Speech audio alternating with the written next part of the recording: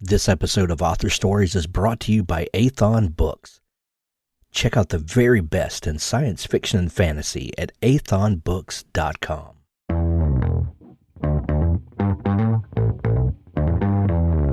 You're listening to the Author Stories podcast, bringing you the story behind the stories and the storytellers. Margaret White, Terry Brooks, Sheena Kamal, Matthew Quick, JT Ellison, Walt D. Williams, Brad Ford, Corey Dr. O, Brandon Sanderson, Robin Mock, Ernest Klein, Jim Butcher, Sherwin Harris. Visit hankgarner.com for archives of all the shows. Today's guest is... Well, thanks for joining me again for the Author Stories podcast, where I bring you the story behind the stories and the storytellers. Today, I'm super excited to have a writing duo that goes by the name Rucker Moses, but you might know them as Harold Hayes Jr. and Craig S. Phillips. They have a phenomenal new book. It's called Kingston and the Magicians Lost and Found. And guys, what a fun book. And they actually write this with a third author, Theo Ganji, and what an amazing story this is. Welcome to the show, guys. Thanks, Hank. Thank you for having us, Hank. Yeah. Absolutely. We begin the show, each show with the same question. And that question is, and I'm going to pitch it over to Harold first. The question is, what is your first memory of wanting to be a writer or storyteller? Ooh, wow. My first memory of wanting to be a writer or storyteller. So I'm going to start with the storyteller part first. Okay.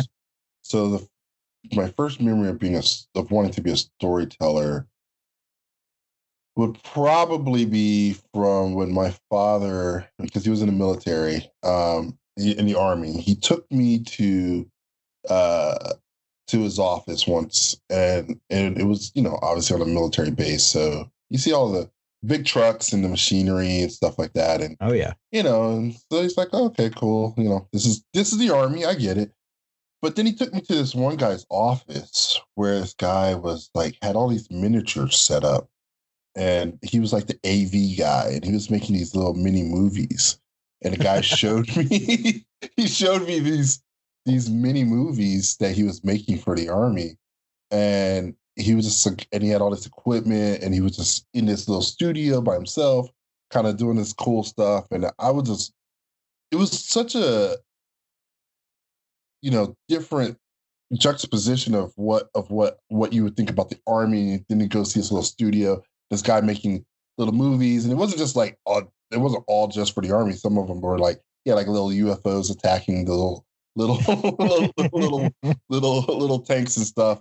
And I just thought that was a really, really cool thing to do. So that kind of got me into, I think, wanting to also try out storytelling. Did no, go ahead, Harold. I'm sorry. And then for writing, I would say, I honestly never really considered myself to become a writer. It kind of happened out of necessity of communication. In high school, in college, I started learning that the more precise my conversation was on a paper, the better my grades would get. so then when Craig and I started wanting to tell stories together, it was again just a necessity of communication to say, okay, I'm trying to convey a thought here, but the best way to do that accurately is to put it down on paper. And so to write it down was for me, because I kind of have a mind of efficiency, where I want to be very efficient in what I'm trying to convey.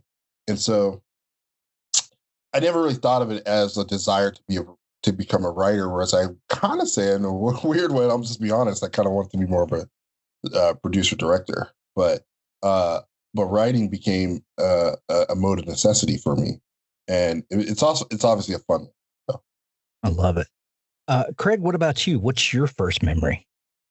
Yeah, I think back growing up. I grew up in the South. My family, I grew up in Georgia, in Atlanta, and my my family was all from Tennessee and Alabama, and if you grow up in a place like that, there's a lot of storytelling going on.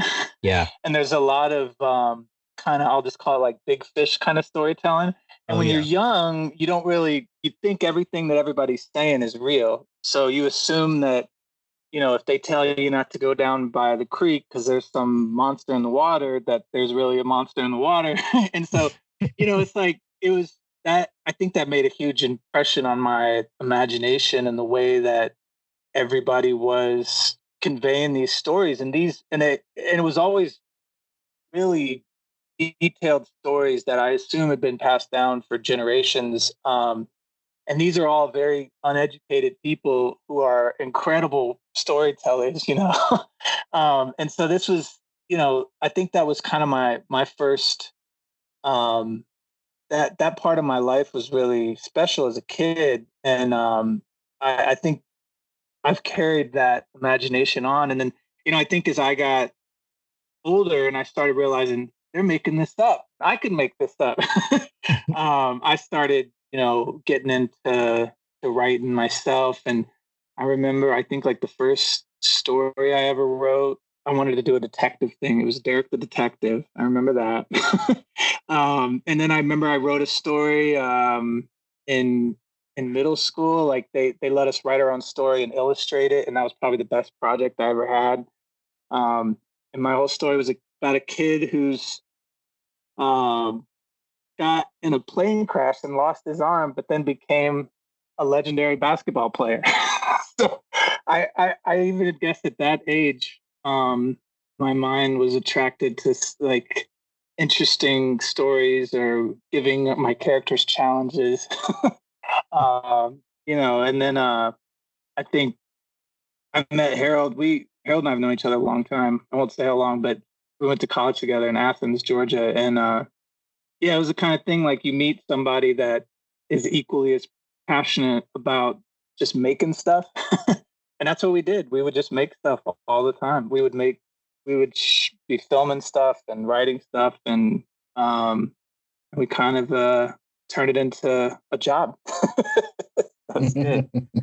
Now, you guys met at college in Athens, and Athens, Georgia, is this almost surreal place, at least in legends, where it's a very artistic place, and a number of great indie rock bands have come out of there, and some of them have gone on to worldwide stardom, like REM, for example. And did the place of Athens affect you guys in inspiring you to pursue artistic endeavors, or do you feel like that your time in that particular place had an effect on what you guys went on to become? Most definitely. Yeah.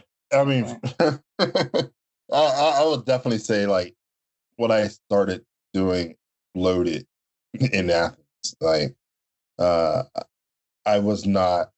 At first, I was a bio pre-med major, and then I ended up switching to telecom journalism. As one does. Yeah. I kind of wanted to have fun most of my life. Yeah. and Athens just got this. How would I say? It was like you have this great campus, which is picturesque, and you have this awesome blend of just folks from all walks of life coming there. But outside of it, it's just like rural, kind of some areas a little swampy, and right. Old train tracks that I used to take a camera and film something at least 3 times a week, at a minimum 3 times a week.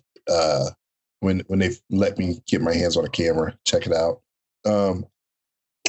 I found labs where, like an agriculture department that didn't even have, like, they had like a studio, and they would let me commandeer it to like make my own television show for the public access, closed network channel for campus.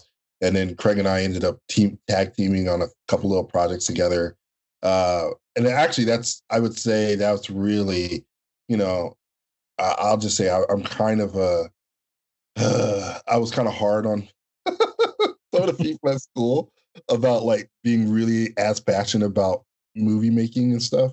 But Craig was equally as passionate, and he took something that I had done or shot, but couldn't.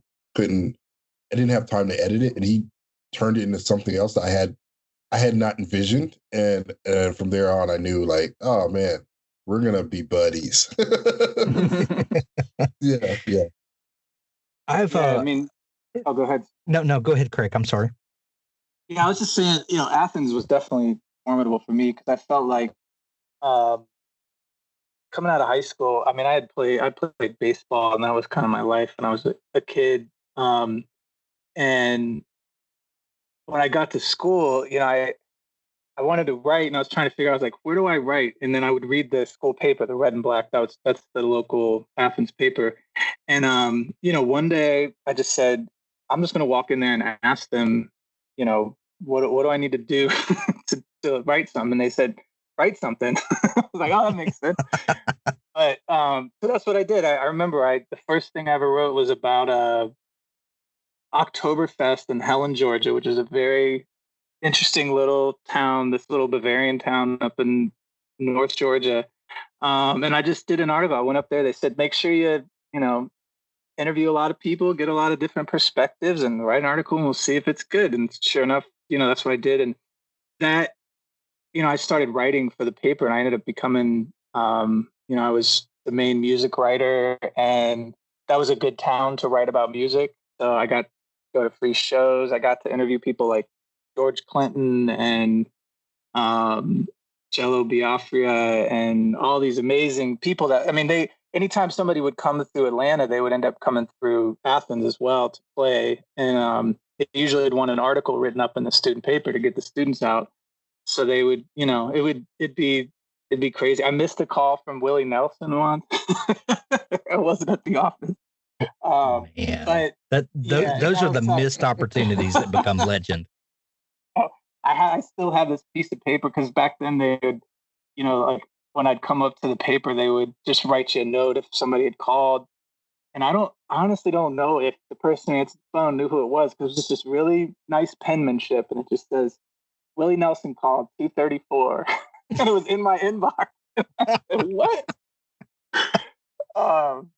Not something you see every day. So it was interesting. But it was just so formidable because I was writing a lot and getting to be around a lot of music, and then making films with Harold. And Athens was just a real special time. It's a good time. Absolutely. So eventually you two got together and decided to form a creative team. And I've had, over the more than 1,000 episodes of the show we've done, there's been a number of writing duos that we've had on the show. Sometimes they go by their individual names and personalities, and sometimes the two form a writing partnership that can only manifest as a third person almost. And you guys are Rucker Moses, which is a pen name that comprises both of you guys, and forgive the pun, but sometimes when that happens, when a third entity is created from these two people, something magical happens.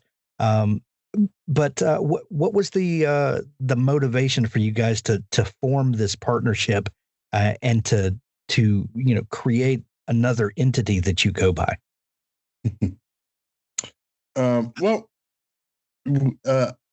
I'll let Craig take his first stab at that. Okay. Well, I think some of the thinking was that when our company that we have is called Sunny Boy, that's Harold's your grandfather, right, Harold? Yeah, that was my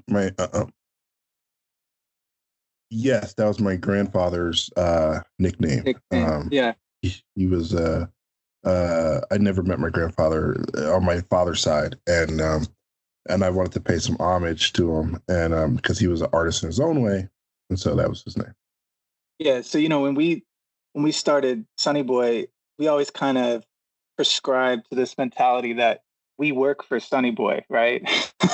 And it always kind of kept you honest and humble in that sense that it just kept the playing field even, the way that everybody that works with us, we're always saying that we work for Sonny Boy. So we kind of wanted to go about this first book in the same way that we create an entity outside of ourselves to represent ourselves.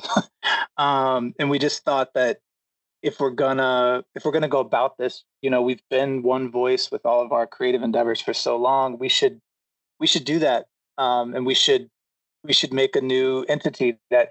And it's funny, we thought for a second, like maybe we'll just be Sonny Boy again, and maybe there's a way we can spell it. And Stacy, our publisher, shot that down pretty quick because it seemed pretty silly to call you. But so we came up with Rucker Moses, and the name itself came from. So we could get more into this, but there's a character in the book named Black Herman who is a real magician. Fantastic story, and he was he's probably the most well-known Black magician, but not a lot of people know about him. And we had done a ton of research on magicians and magic history and all this stuff. We were reading so much about it as we were getting into this world, and we never heard about him till way late down into the our research. And we came about in a really weird way where we learned that Sun Ra, the musician, was named after, his real name is Herman, and he was named after this Black magician named Black Herman, who was selling out 4,000 seat theaters in Harlem. And we're like, who is this guy? But Black Herman's real name is Benjamin Rucker, so that's where the Rucker came from. And the Moses, as we get deeper into these stories and into our world, there is a big connection to Egypt, which we've also done a lot of research on, and we have a lot of opinions about. And Egypt is fascinating to us, and how the context of it historically and what actually happened in Egypt and how long has it been there and all that is, really interesting. And we've weaved it especially into the second book. But so, Moses came from that, and, knowing that Moses was a magician, he was trained as a magician and magic was like a religion to the Egyptians. So that's where it came together. Yeah. So a tip of the hat to all of the influences that come to kind of define. So you guys not only have written Kingston and the Magicians Lost and Found, which is the book we're talking about today, but you also have done some other writing and other formats. What got you guys kind of started professionally, and how did it feel to have a writing partner that you could that you could get involved in stuff with and kind of feel a companionship? Harold? Oh, well, Craig and I, again, like, we're making little short things at the University of Georgia, but when we came to California, we both kind of ended up here around the same time. We just kept wanting to continue making. Oh no! I got to go back and touch back before we got to California. We made a short film called Canvas in Atlanta, and that's when we actually kind of really tried to do our first screenplay together and kind of go around town shooting this thing. I can say it definitely didn't work out as well as we wanted, but it was a lot of fun. It was based on Illustrated Man. Yeah, Ray Bradbury. Yeah. So we also, in that process, learned that we like a lot of the same things, like science fiction, Ray Bradbury, theoretical physics and stuff like that. So we ended up with all of these things that just lead one to the other. Yeah. Yeah, exactly. We got to California, we got here. Greg and I started meeting up maybe 3 times a week before we had I had a wife, but before we had kids and all those other things that take up your time, we were meeting up a lot after work, just writing on this epic ninja script. And so So we did a ton I'm of research. nodding my head like, yes. I mean, this thing is epic.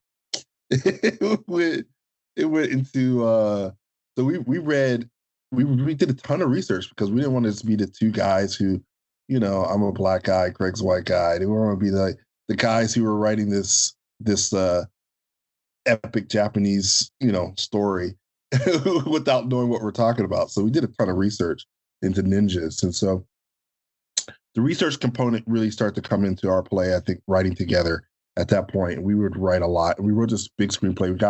We got a manager from that from that scenario, or got hip pocketed for a manager.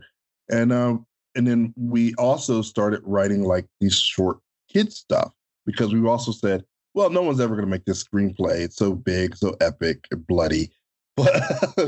But let's do something fun that we could shoot again.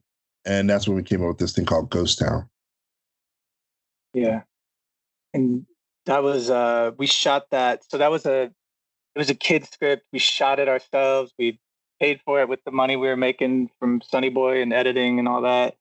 And it was, it was a lot of fun. And that turned out really great. It was, we shot it up in like Central California. And that led to us getting put on as writers on a show called R.L. Stein's Haunting Hour, which was a anthology kids horror show, which was a lot of fun.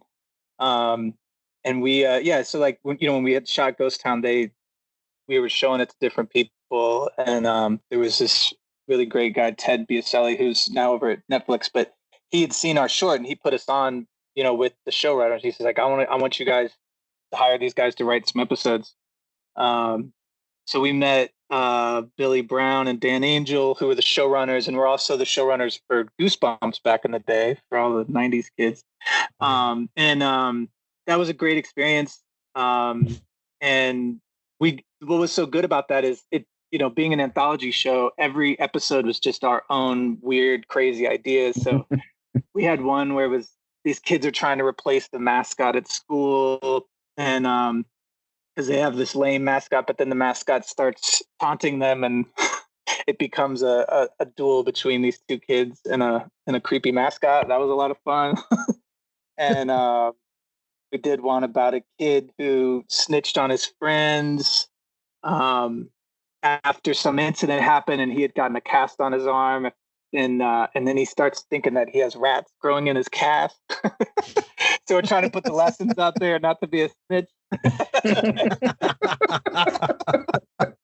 All the things you learn in the South, Oh yeah. Snitches get stitches. Yeah, exactly. But that was fun. And then, and that kind of, it's funny, the path we ended up. Then we were writing on another show called Spooksville, and that's where we met Jane Starts, who is now is basically our literary agent, and she's the one that motivated us to write Kingston as a book series and got us. We spent probably 2 years of working on that idea as a book series and getting it really in a good place for her. And she told us, like, if you put the work in, I will get you guys meetings in New York with all the publishers. And sure enough, she did. And it worked out. And I think that's been the thing with Hail Night is I don't always know what's going to happen next, but you just try to manifest things and bend reality and keep moving forward. And it all kind of happened. Yeah. Having a writing partner, and Craig and I also, we used to go by, I don't know if we still call ourselves this, but we used to call ourselves frenemies. In that we're extremely competitive. So like, if I were to write 5 pages, I know he's sitting over there writing an epic 5 pages too. So you put your effort, you really try and like hone those 5 pages in every time you meet. It's just like really make something awesome. And then we would go through a rewrite and edit process to kind of like make things flow together. But it was really a strong way to keep ourselves motivated and keep ourselves pushing forward. And sometimes you kind of get tired. You can easily tell yourself, I don't want to do this. I'm tired. I'm just going to go watch a movie or whatever. But then like, man, he's gonna put it down. So I got to do this. So it was a good way to keep ourselves motivated and just complete stuff and just kind of like have a fun time, telling each other stories. And now that we got to that book and Jane was taking it out, we ended up meeting another partner, which, took a long time for Craig and I to develop our relationship, but to meet Theo Ganji, and have him come in and kind of help us hone the voice of Kingston himself in what we had pitched, really kind of brought this New York vibe to life. The voice of a kid from Brooklyn really came out. He turned our third person writing into first person, and all of a sudden we heard it, and it's different because, again, we're used to being screenplay writers, but so you're used to hearing the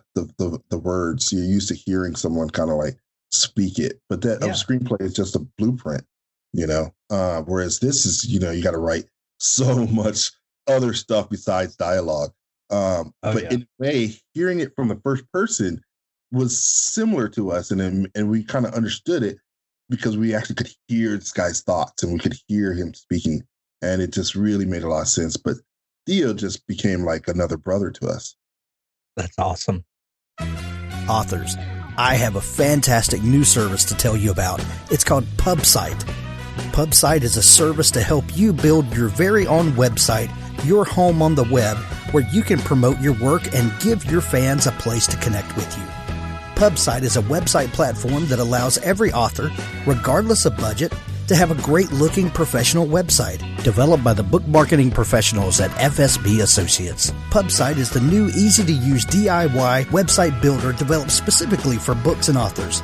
Whether you're an author of one book or 20, or a small publisher, PubSite allows you to build, design, and most importantly, update your website pain-free.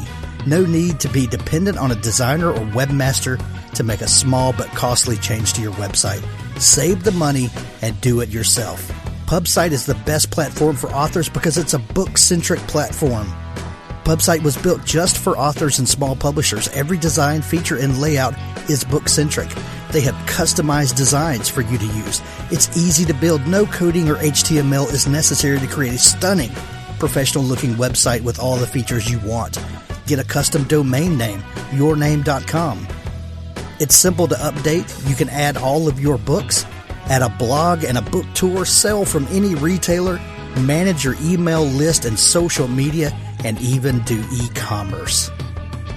Build your website with a 14-day free trial, then pay just $19.99 per month, which includes hosting. And we offer packages starting at $499 to set up the website for you.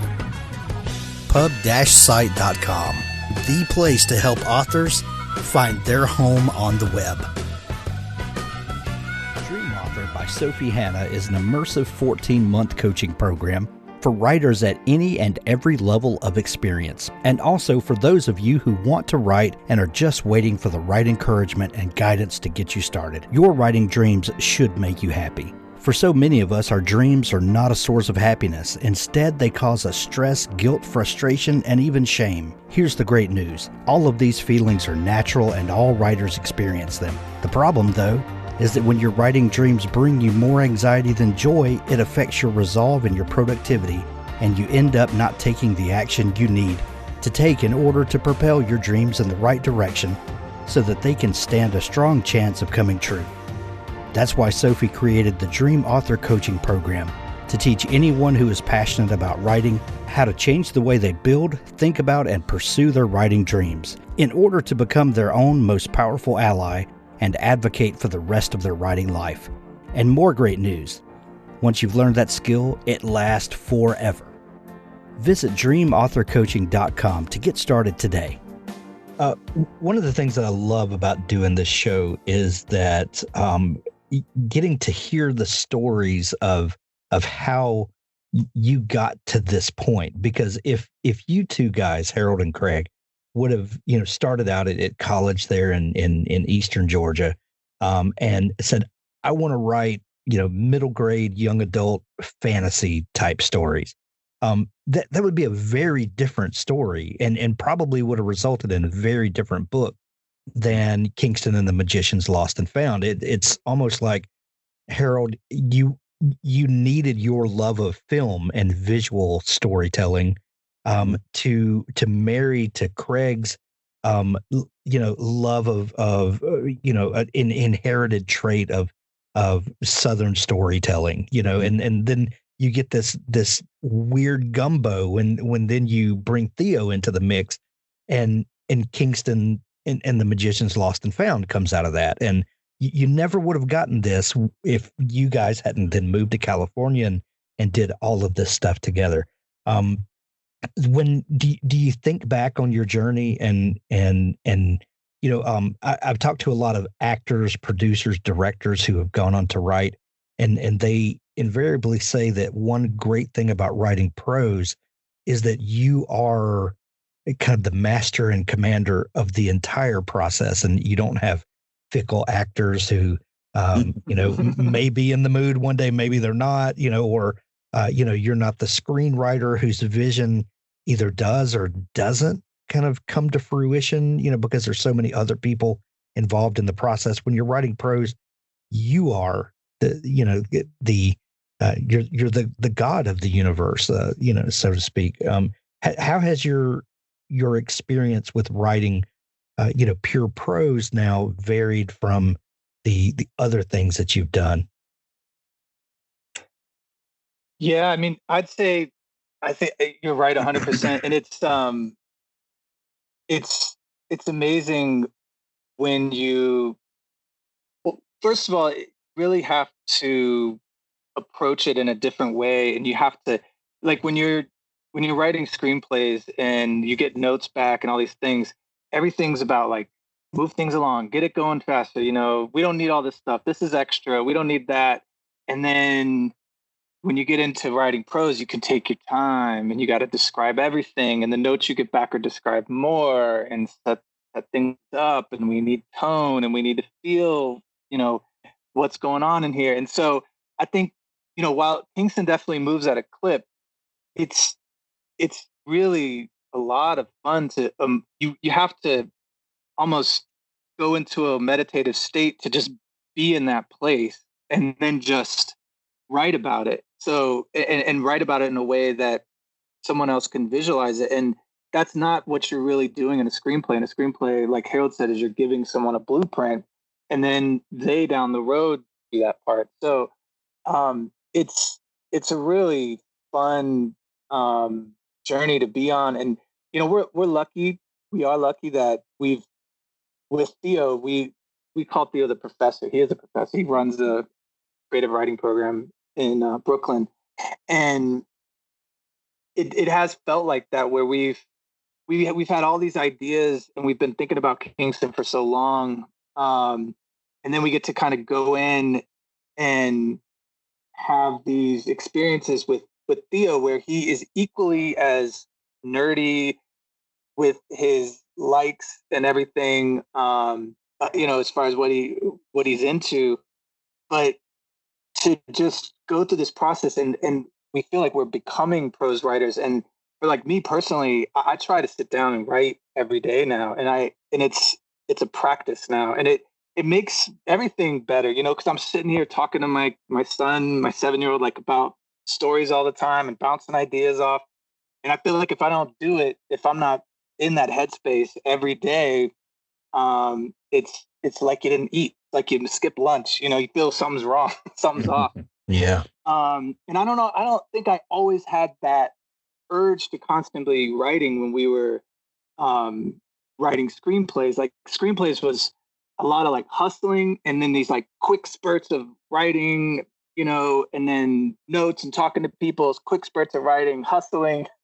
But the sitting down and writing these books and getting to write with Theo, it's just real. To me, it's like a meditation every day, and it's just something that you becomes a practice in your life, and I love it. Yeah, I mean, for me, it's been liberating in that I get to be really thinking about the entire world. Like I love world building.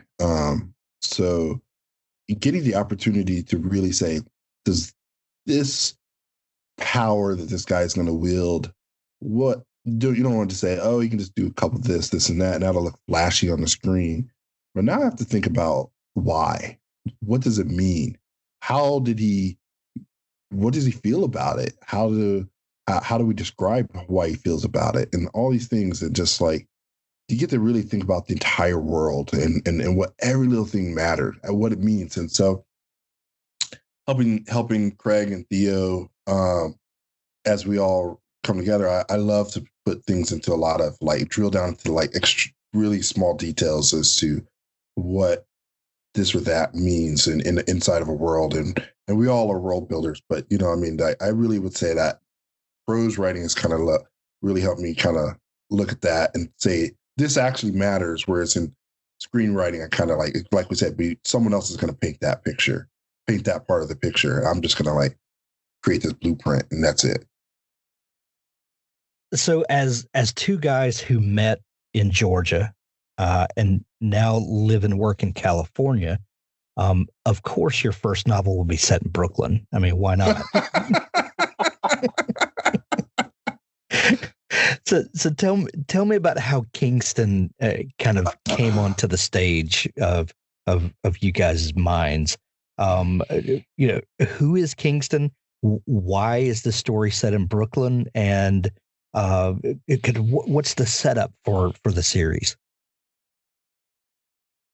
Yeah, so this whole thing started, funny enough, we actually had written it as a TV series for Amazon. That was the beginning of this whole process. So we were, Harold, myself, and our old friend, Mike, who we, we're good friends with since Atlanta, and Harold's known since high school. We, it kind of started off, the very beginning of it was this idea of these two homeless guys who are actually magicians and having this magic battle in a city park somewhere. That that was kind of the seed of the idea. And Mike's a great artist and he's sketching all these things. And we just kind of, and then we added this layer. We're like, what if there's a kid who's watching this? And then we said, well, what if this kid's dad, disappeared in a trick? And it was like, oh, that's great. And then we're like, well, where did he go?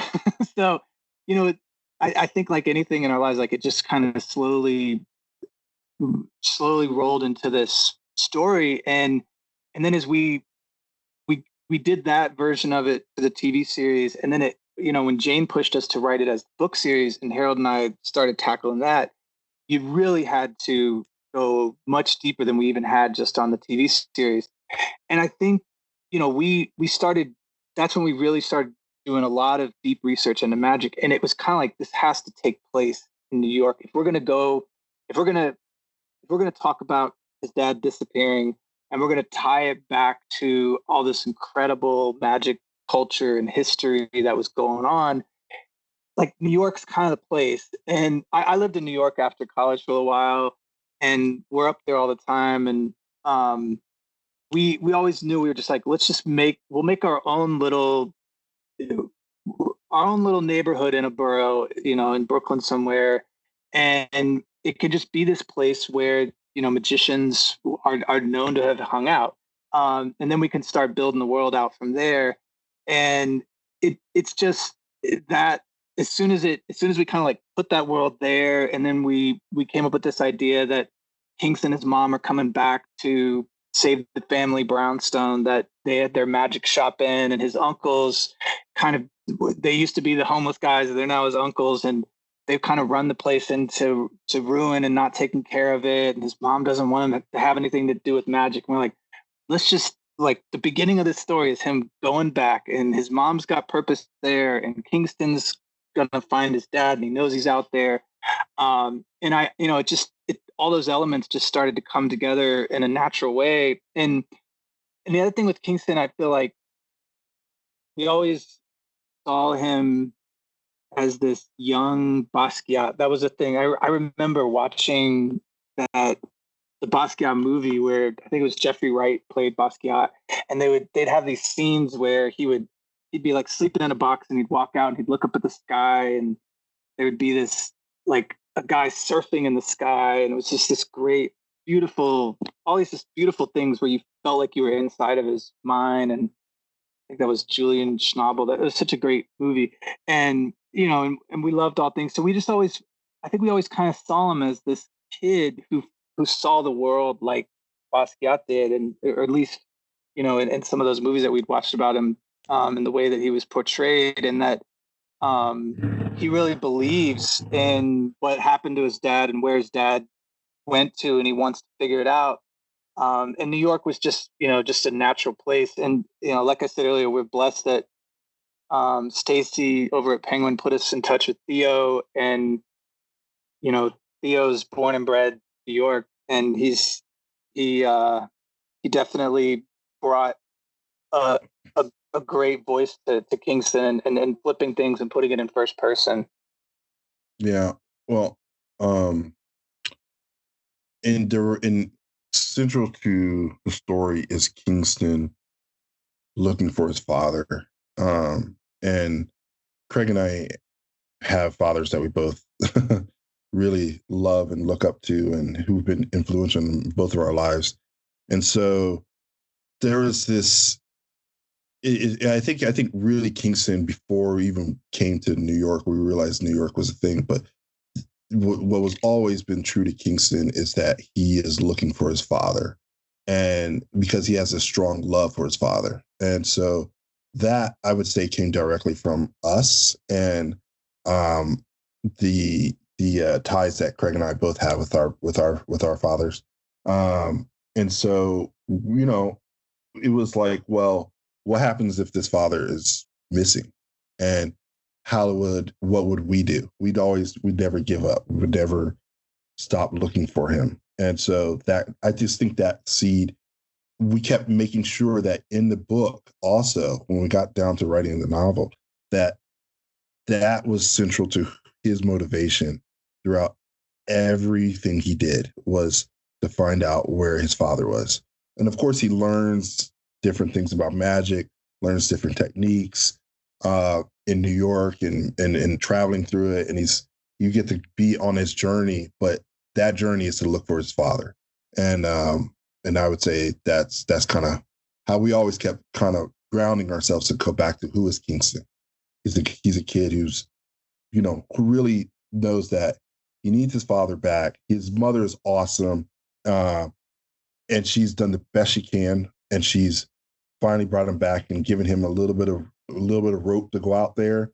And I think she secretly kind of knows that he's out there doing that.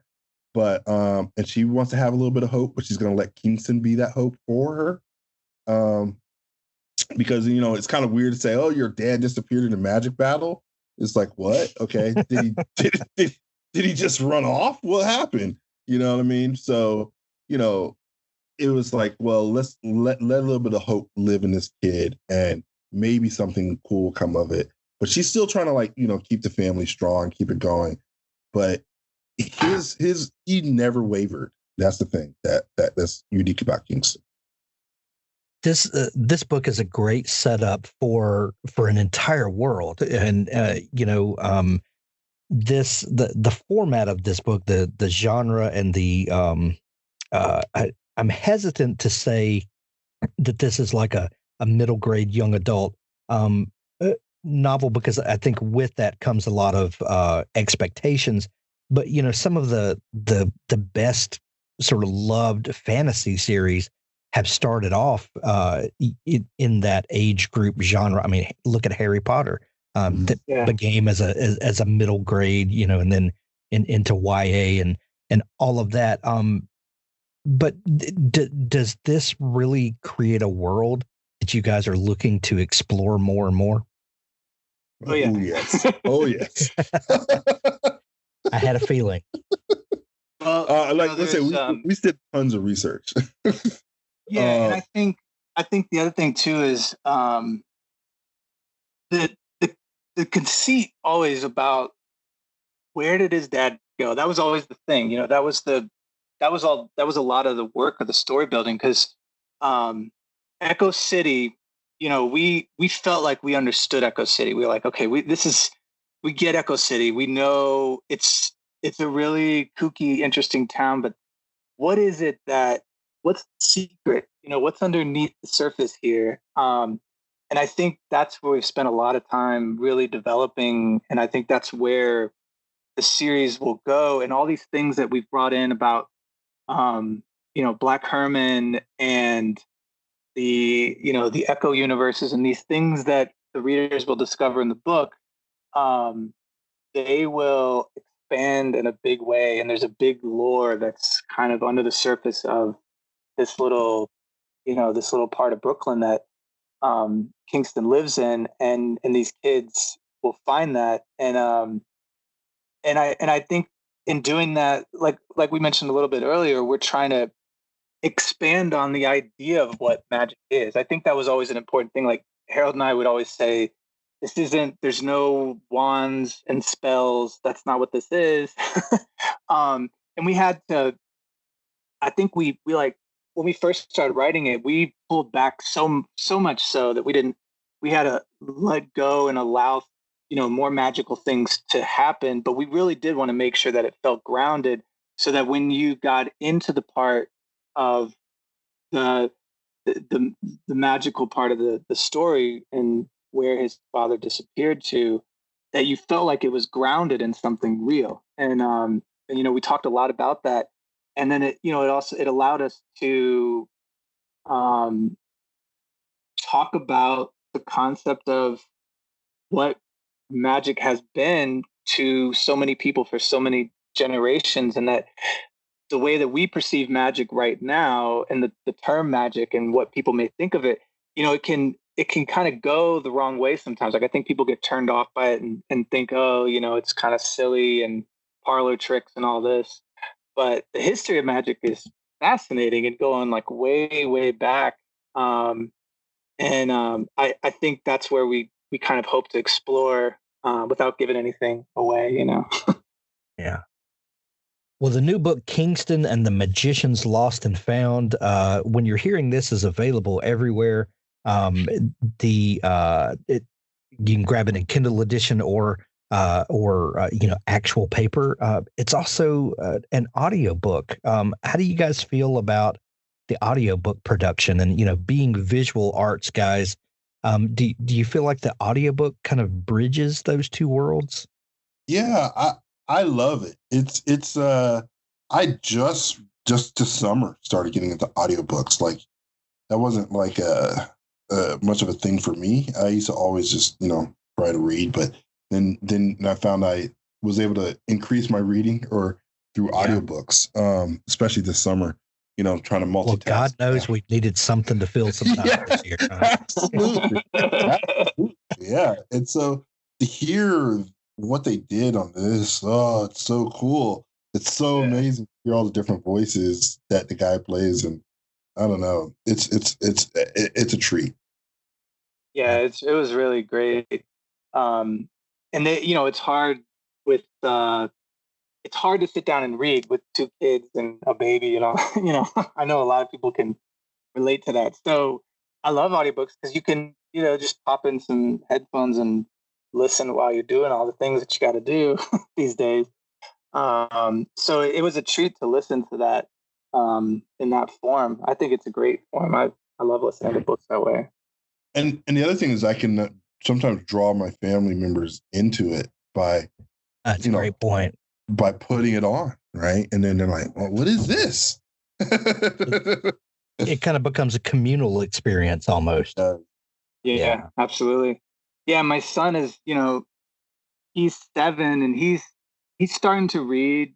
And, but when you put audiobooks on, you put him in a head. I mean, he won't talk to you for 10 hours. Like he'll just be in it, like he went through a stay, like during the summer, it was probably 3 weeks. He went through the first 3 Harry Potter books and you couldn't even talk to him. And then when he did talk to you, he was basically inside that world, just telling you about what's going on, Oh, yeah.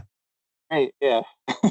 I tell you what, as a father of 5, anything you can do to get them occupied, is amazing. Well, we're going to We're going to put links to Kingston and the Magicians Lost and Found in the show notes of this episode to make it easy for people to go buy it. Harold and Craig, is there a place online where people can go to, dig into all the great stuff that you do and find out more about you and connect with you guys? Yes. We have a website for Rucker Moses. So it's www.ruckermoses.com. And then we're also on Instagram and Twitter, I believe. Right, Craig? Yeah. Yep. Rucker.Moses on Instagram, and I think the same on Twitter. You'll find us. But yeah, we put a lot of stuff up on Instagram. We're making some videos because that's what we do. We've been doing it all the time. So we're putting some things up about some of the real magic history that's in the book, and also check all that out. Well, Harold, Craig, Rucker Moses, this has been so much fun talking today. Thank you guys for joining me. We're going to put links to all your stuff in the show notes, and please come back again when the next book comes out and this world expands more and more. I would love to catch up with you guys. Thank you, Hank. This has been a blast. Yeah, appreciate it, Hank. Authors, if you're looking for a partner to help ensure that your book is the best it can possibly be, look no further than Pico's House. Crystal and her staff make a conscious effort to be critical yet courteous.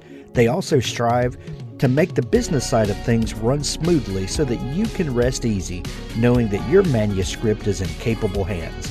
Whether you need beta reading, developmental editing, a manuscript critique, line editing, copy editing, or proofreading, Pico's House is the one-stop shop for you. Check them out today at picoshouse.com to get started. The Bad Company Complete Series Omnibus, Books 1 through 7. Humanity's greatest export, justice. Space is a dangerous place, even for the wary, especially for the unprepared. The aliens have no idea. Here comes the Bad Company. The Bad Company Book 1, Colonel Terry Henry Walton takes his warriors into battle for a price in this first installment of The Bad Company. He believes in the moral high ground and is happy to get paid for his role in securing it. Set in the Cutherian Gambit universe, Terry, Char, and their people humans, werewolves, were-tigers, and vampires form the core of the Bad Company's direct action branch, a private conflict solution enterprise. Join them as they fight their way across Tissakinnon 4, where none of the warring parties were what they expected. The 7-book series omnibus includes The Bad Company, Blockade, Price of Freedom, Liberation, Destroyer, Discovery, Overwhelming Force. Grab the complete Bad Company series by Craig Martell now. How to Be a Badass Witch by Michael Anderle. Virtutis Gloria Mercies. Translation: Glory is the reward of valor. Fed up with playing the normal game, recent university graduate, ex-cum laude, ex-soccer star, ex-popular and mostly broke Cara Madano changes her life when she decides to research how to be a witch and believes it. Cara didn't want to go back east and deal with her overbearing mom, so when university was done, she stayed behind in Los Angeles. Little did she realize how controlling moms can be from the other side of the country. Feeling a little desperate to make her own way, she buys a few books on business and one on a lark, How to Be a Badass Witch. That's when the trouble started. Find out just what trouble a young woman can get into when the magic just might be real. How to Be a Badass Witch by Michael Anderle.